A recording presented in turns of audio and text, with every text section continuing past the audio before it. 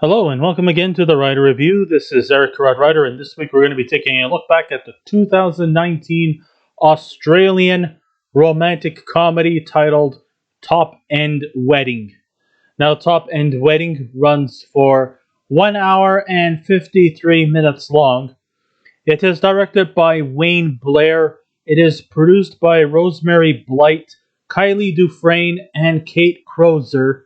The script was written by Joshua Tyler and Miranda Tapsell. The story was written by Miranda Tapsell, Josh Tyler, and Glenn Condy.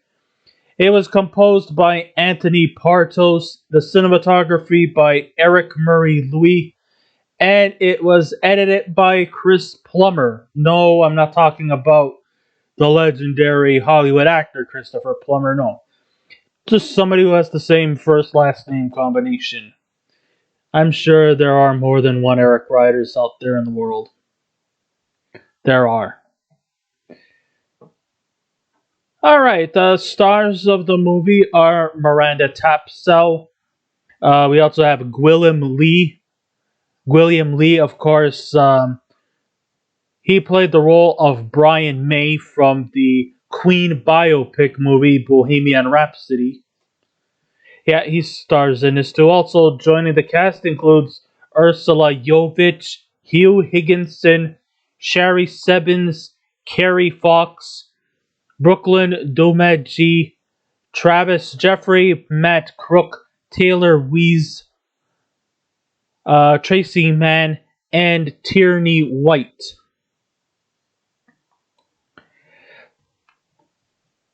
So, the art of making a romantic comedy combines realism and to have a talent pool of likable characters that make the ride move along very quickly.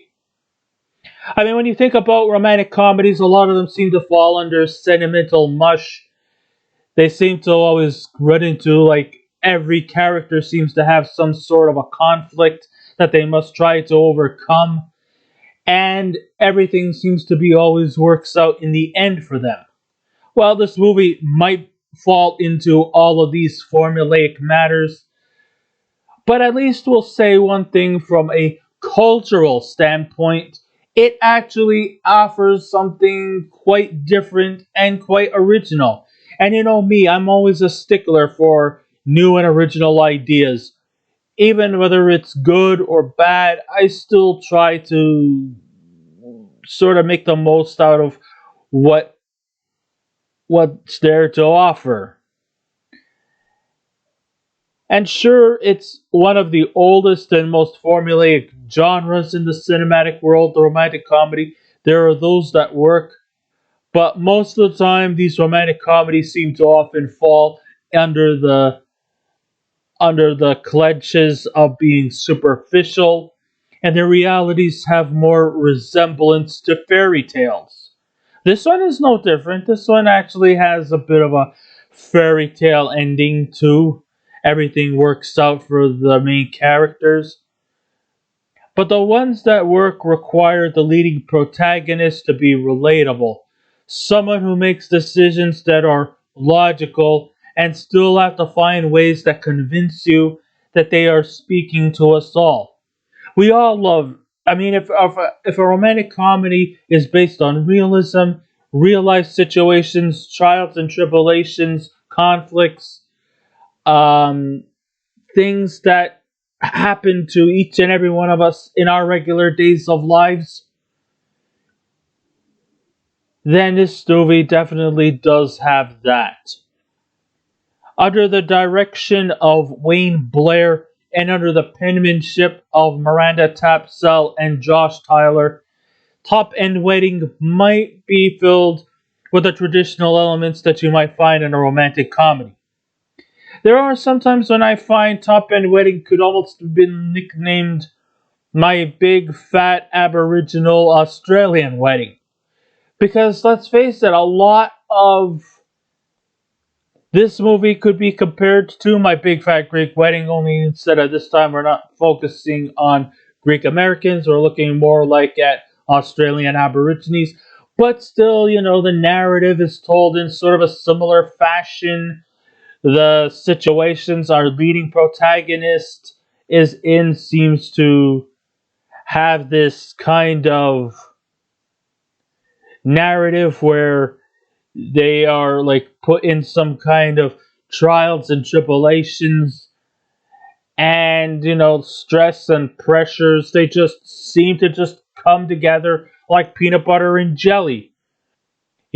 Weddings and stress just seem to come together like a married couple who argue all the time. That's just what marriage and stress seem to be. Somewhat they seem to somewhat coexist. And yes, this movie does have a lot of that, a lot of angst, a lot of desperation that seems to come with it. A lot of a lot of that just seems to happen. Some people like to think of weddings as being one of the happiest days of a person's life. Well, when the wedding actually does happen, it is. But there's always a storm before the rainbow materializes. Preparations for the wedding, plans. I mean, you don't just have a wedding. You don't just say, I want to get married and be married the next day. No, it takes a lot of preparations. It takes a lot of money. It takes a lot of finance, for everything. The receptions, the food, the ceremonies, the guests, and all everything else in between. The music, the planners, it's gonna probably cost somewhere between maybe approximately, and they're not really cheap either. They could range between 1,000 to $5,000. Well, in this case, it's Australia, since this movie takes place in Australia. And yes, just like Canada and the United States, Australians also their currencies are also dollars and cents, but not but their currency, not our currency or American currency, their currency. But still, it is costly nonetheless, regardless of where your wedding takes place or who you're marrying to. So it might be filled with the traditional elements that you might find in a romantic comedy, though it might not score monumental points in terms of originality. It does provide enough tranquilizing, feel good moments that keep you intrigued until the credits roll. Yes, I know that there's a big struggle that happens with our leading character, but she does try her best to make the most out of it, and everything just seems to fall into place. I know it's a bit cliche.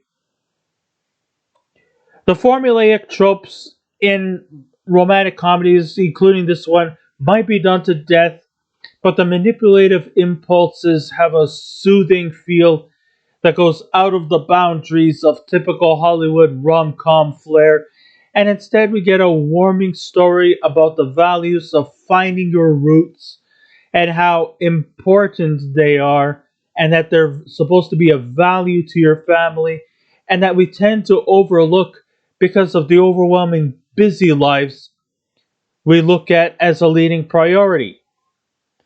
I mean, as part of life goes, especially in the case of anyone's culture and anyone's background, people sometimes never stop to enjoy or appreciate the likeness of who their culture is because we tend to overlook that. Partially because we all live busy lives and we never stop to think about these things, or maybe we do know about our things, our past, and maybe we just don't want to talk about it, which I find to be sort of a bit unjustified because even if your past, whether it be a blossoming past or whether it was a gray, dark past that you want to forget, it's still mandatory that we should all sort of embrace our cultures, embrace our backgrounds, and look at that as not a second priority or a top priority, but mostly as an equal balance to our busy everyday lives, and that our culture should also come, just right together. Because culture is just as important as your own selves. The scintillating landscapes of Australia's Northern Territory and the engaging Aboriginal tribe of the Tiwi Islands are taken with care and caution by cinematographer Eric Murray Louis, who is the principal attraction of why this movie stands out, being that very few films have ever been filmed there before.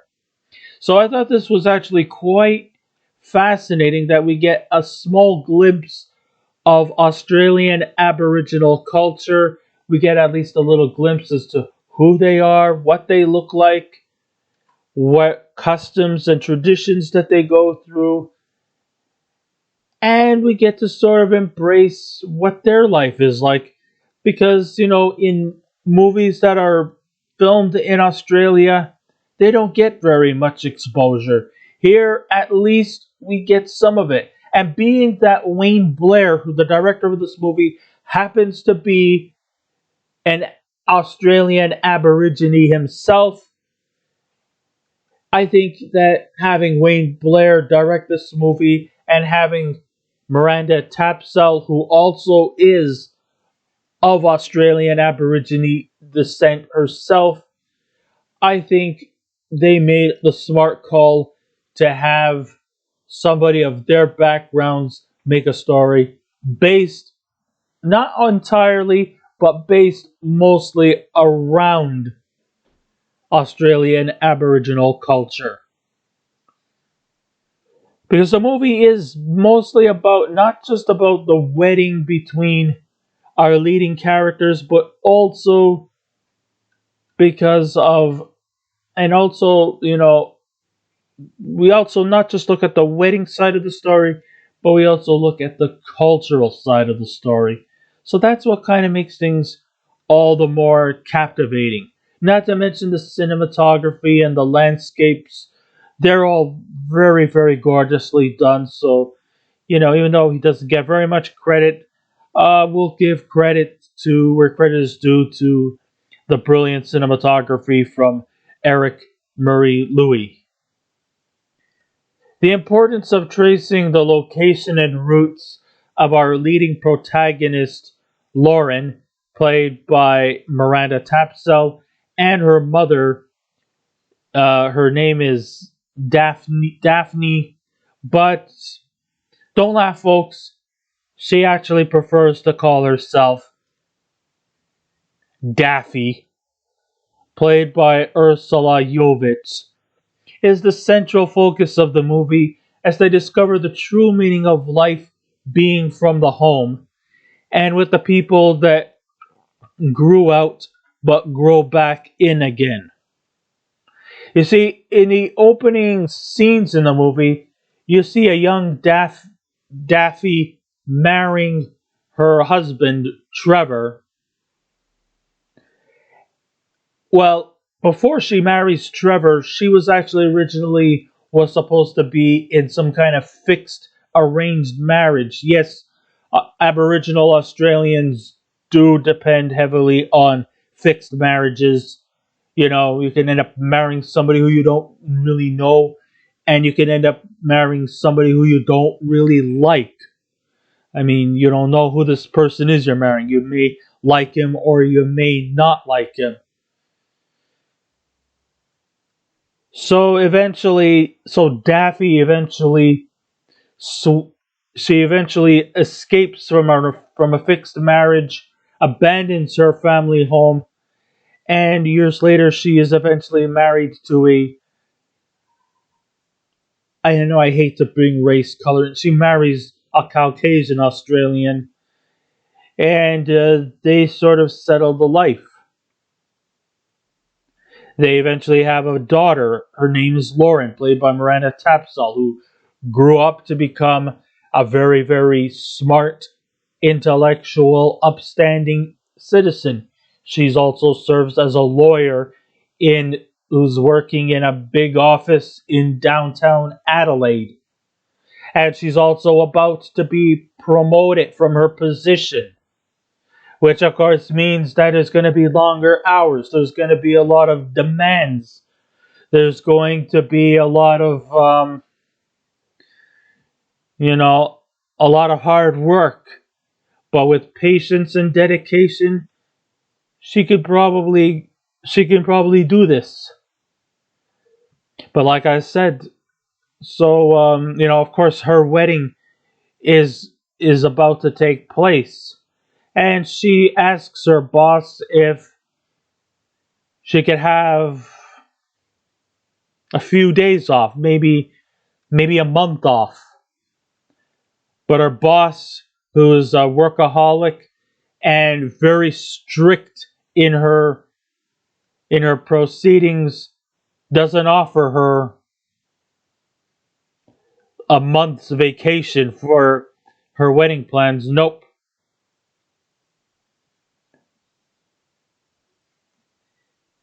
She doesn't offer her that. But just to show that she's not a complete and utter wicked witch, her boss actually decides to say, okay, just to show that I'm not a complete and total witch, you have 10 days of planning. You do want this promotion, huh? You do want to stay in this job, do you? Well, I say, go home now. Start your plans. You only have 10 days. Time's a ticking. A tick, a tick, a tick. Chop, chop. You know.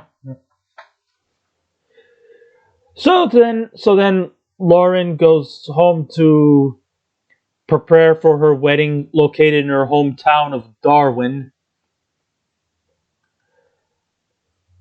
She of course is also married to this guy named Ned, played by Gwilym Lee, who also seems to be a lawyer too. That is until he screwed up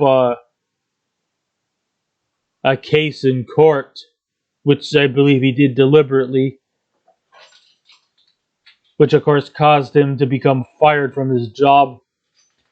But it was just as well because he actually gladly signed his resignation because he doesn't seem to have any interest in practicing law. So that's great. And I don't mean that literally. She's about to be married in 10 days.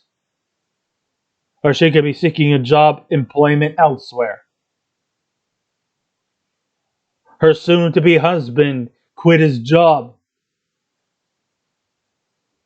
Mother Daffy is missing in action. Papa Trevor is hiding in a closet, crying his eyes out, listening to an old Chicago song from the 70s. Which is where he spends most of his movie.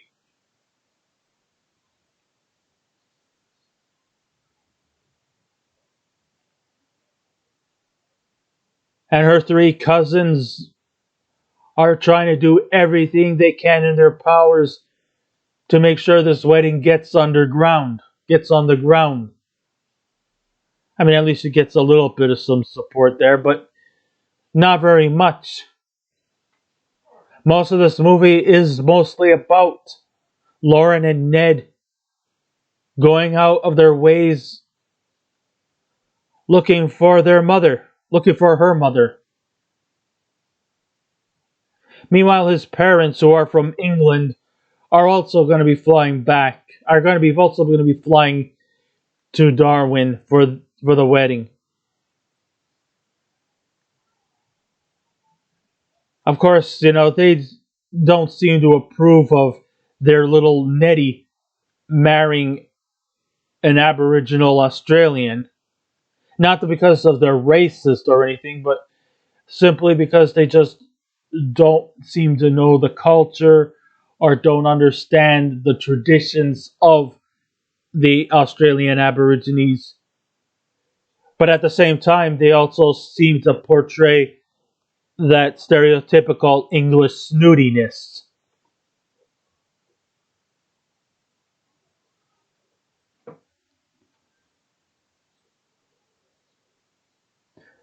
I mean, remember, as a teen, Daphne left home after running away from an arranged marriage and escaped the Tiwi Islands on a speedboat. Years later, we find her missing in action, while Laura needs to find her before the day of her wedding to Ned. So Lauren's got a lot on her. She only has 10 days to prepare for a marriage. Ned just lost his job. She might lose her job if she doesn't respect the obligations that her boss had by having this wedding done in 10 days. Mommy Dearest is missing in action. Poor daddy's crying in a closet listening to old 70s Chicago music. It's the name of a band that came out in the 70s, led by, of course, Peter Cetera, the late Terry Kath, and a few other members. A lot of members. It's a big band. It's got like 8 or 9 members. So aside from the grand wedding, Lauren has quite an agenda on her hands. For one thing, she's an attorney from Adelaide who's on the brink of getting a promotion and has 10 days to get this wedding planned. In awkward comedy moments, she clumsily lubricates her jacket with pastry sugar and breaks the heel off her shoe. Her groom-to-be is a British expatriate who looks unkempt and sports eccentric-looking socks. He is a low, prolific lawyer who quits his job because he feels that's just not something he is passionate about. Oh, that's terrific.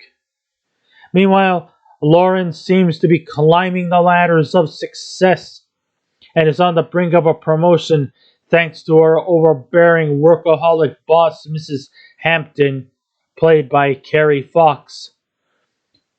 Lauren gets greeted with a bit of bubbly from Ned, but the question is, how will this wedding get off the ground when Mrs. Hampton has her working until 4 in the morning and seems that there's no one else but her?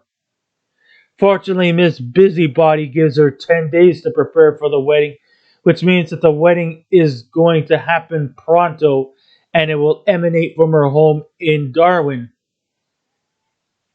However, Ned never met her family before.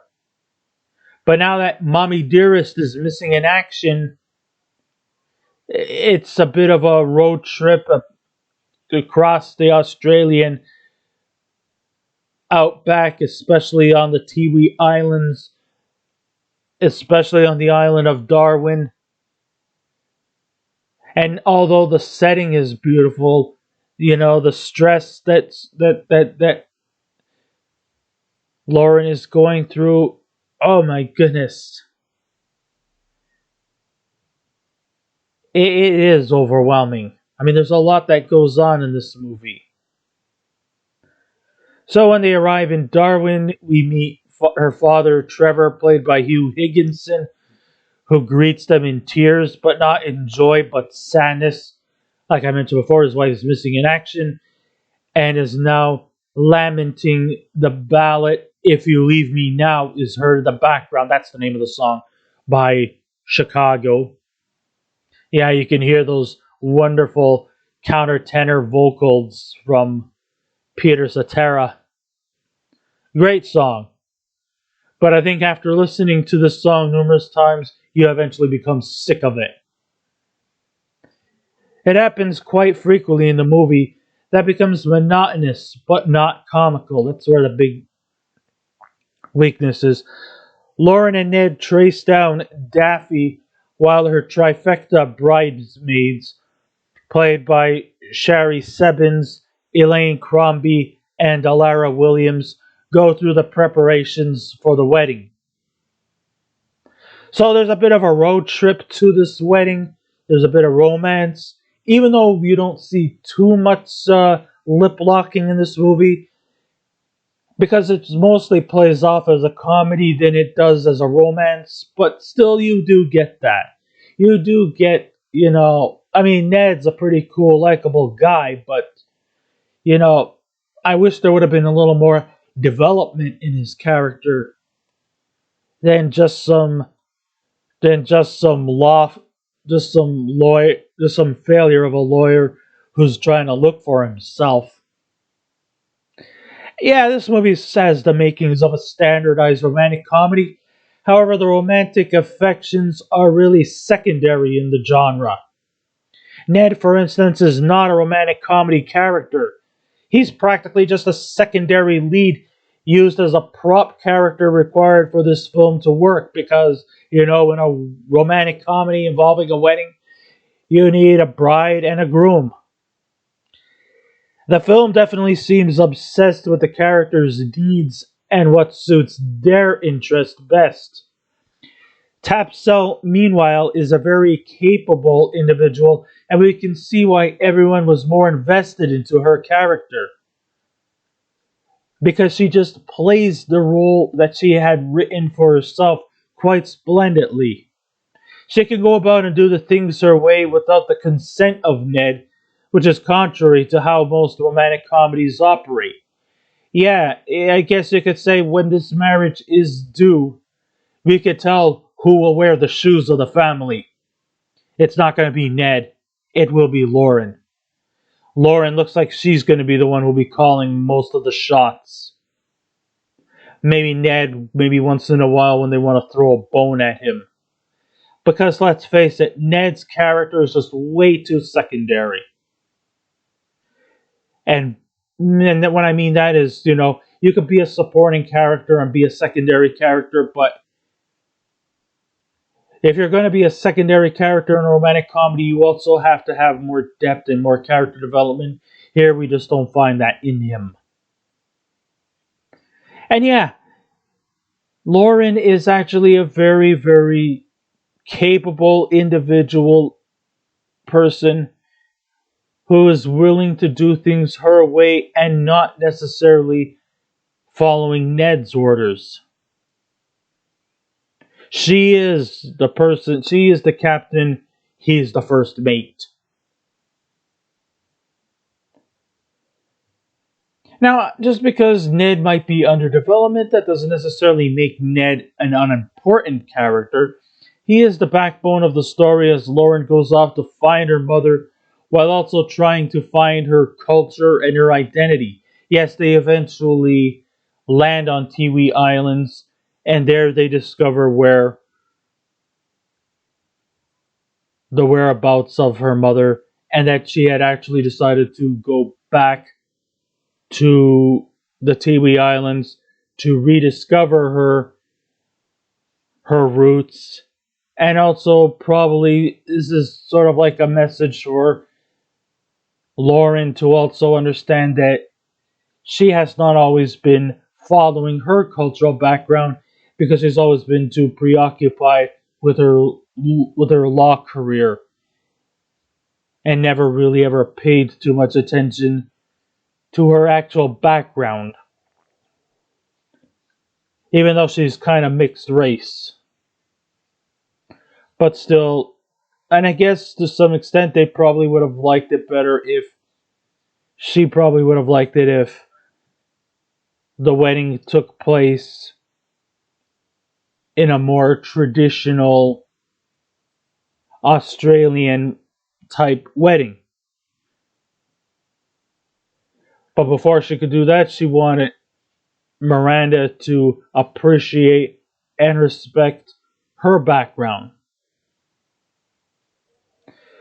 I mean, sure, Ned might be a fish out of water at times in the film. He manages to not make it either awkward or humiliating. Sure, he may not probably understand too much about Australian Aborigines, but then again, this movies never really focus too much on them. So His understanding of Aboriginal Australians' culture is just as good as probably a lot of other people. The only choppy scenes to me were the bus stop conflict and the later airport reuniting. Those were a little awkward at times. In a myriad of romantic movies, we see the routinely silly and sometimes cringe inducing conflicts with characters marrying from different cultures. Yes, we do get that.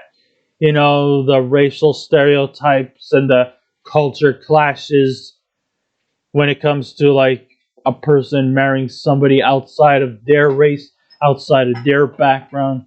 We do get a bit of that in this movie, but it's not as overly done. There are a few of those culture clashes featured here, but they're more light in content and not all entirely offensive, and it's not really all that frequent either. The stereotypes depicted in this movie never fall victim to racism, classism, or even sexism. There is no hostilities between Caucasian Australians or Aboriginal Australians depicted in this movie. They're all equally respected, they're all equally classified. No one is more significant than the other.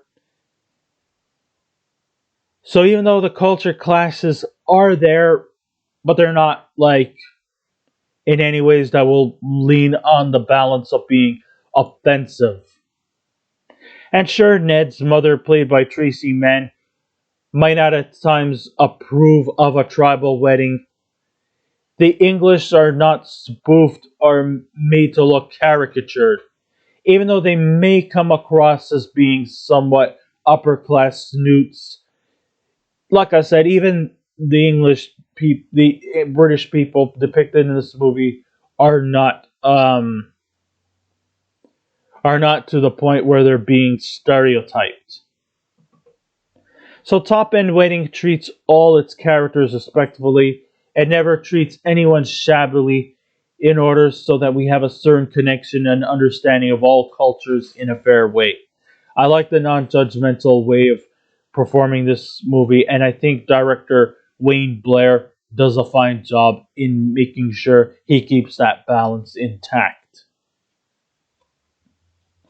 So while Australia might be overwhelmed with hard pressed politics and combative indifferences, at least we can enjoy a romantic comedy that is very subtle and nuanced. And I think it really does a good job in doing that. So, with all that said and done, if I was to give this movie a scale out of 10, I would definitely give Top End Wedding a 7.5 out of 10. I highly recommend that you watch this movie, not just for the better understanding of Australian Aborigines, but also, how it works around like a standard romantic comedy with all the tropes and all the set pieces and all the things weaved together. And yeah, it does fall under the cliche that everything works out in the end. I got to admit, I like the fact that there were mostly at the times likable characters, and even the ones that are not entirely likable, eventually they also even do end up being more likable. I mean, Miss Hampton could probably be passed off as kind of like the next closest thing to a villain character in this movie, but even she's not a complete villain. I mean, she actually does try to console with sad Trevor, who's still crying in his closet to the Chicago song "If You Leave Me Now."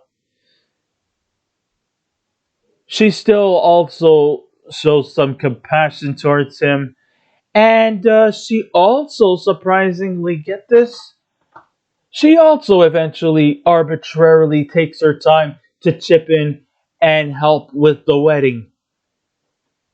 Yes, she does. And even Ned, who used to often call her Cruella de Vil, he also softens to her and says, "Why don't you come as our guest?" So in the end, we don't may not have a traditional Christian wedding. Instead, they decide to make it a tribal wedding. And I think that this is this is good movie for people who are more interested in like cultural anthropology. I think people who are into that would probably be, very, very fascinated by it or invested. Like I said, I give this movie a 7.5 out of 10. I highly recommend you to see it.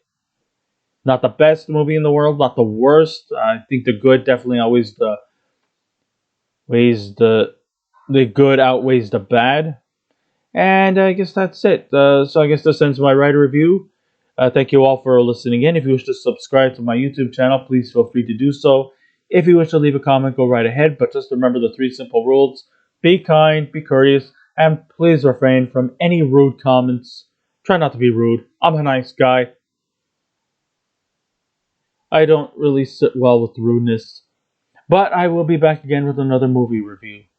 Until next time, this is Eric Hart Ryder saying, keep watching those movies, and I'll see you around. Goodbye.